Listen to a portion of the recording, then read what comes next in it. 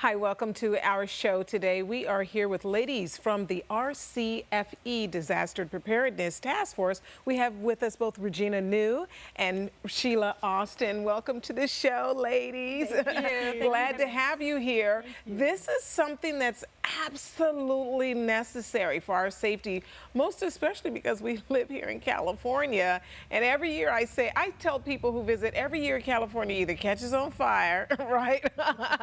And be wary of any earthquakes or what have you. But we're starting to kind of get into fire season here in California. And so it's so important for individuals to be prepared. And you all have partnered with FAIRWINDS IVEY Ranch to launch this program. So tell me all about it and how it all came about. Well, the RCFE Disaster Preparedness Task Force actually started in 2010. If you remember, in 07, we had, or in 03 and in 07, there were quite some heavy fires. And that's what got the task force started. We had a lot of long-term care facilities that had to relocate because of the fires. And that's when it kind of really showed there was still a lot of work with preparedness, even in the facilities. Yeah, that's so true. And it's so funny because there's certain sectors of our society that we forget about, that, you know, where there has to really be a very distinct plan in place. And so I'm so glad this has come about. And so what are we doing now? What are the steps we should be taking? The first steps that we did take is, as you know, retirement communities, we have drills, and we are always preparing our residents in a larger community. But since the Lilac fire, I've seen, and several, Regina, we've seen that, again, the seniors that are in homes are not prepared. And so we decided to launch out, with the help of Regina New and Disaster Preparedness, have a workshop at the El Corazon Senior Center. Oh, wonderful.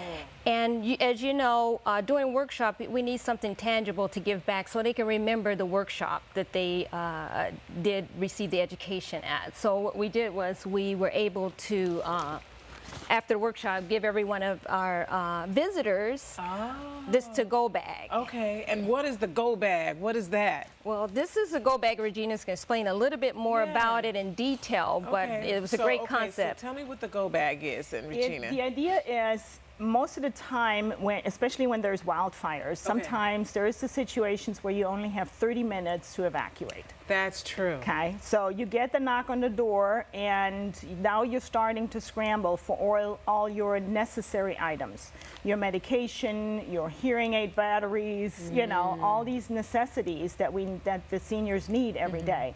So we came up with the concept to put this bag together, especially for seniors. Oh. Because a lot of the go bags that you can purchase, you know, are more geared towards, you know, our age, you know, and there is... For families with small children. Yes, so it's not specific for seniors. Okay. And that's what we did. We kind of came up with the concept specific for seniors, either those that are under the care or, you know, that are living in long-term care facilities, and also for seniors that are at home. Now, you brought some items along with you. So what are some of the items we can find in the go bag?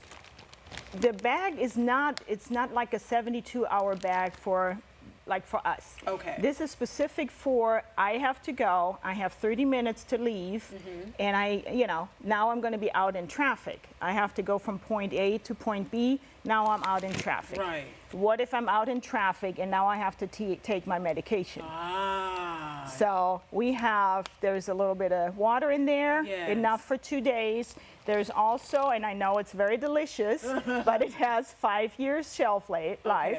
So this will be in the bags. So that's kind of the food ration. Yes, just to get you through those first, and then, you know, until you get to the relocation and you get settled in. And again, what if you have to wait another couple hours, and here you have to take your next dose of medication? Okay. Then it also contains a little plastic bag where you can put your all your documents in, your important documents with your emergency contact information, all the things that seniors need to have, because a lot of times when they get under stress situation, they're not going to remember the phone numbers of their kids. Right. And so you need folks to donate. So where can people donate? That's really important, I think. It's very important. Yes.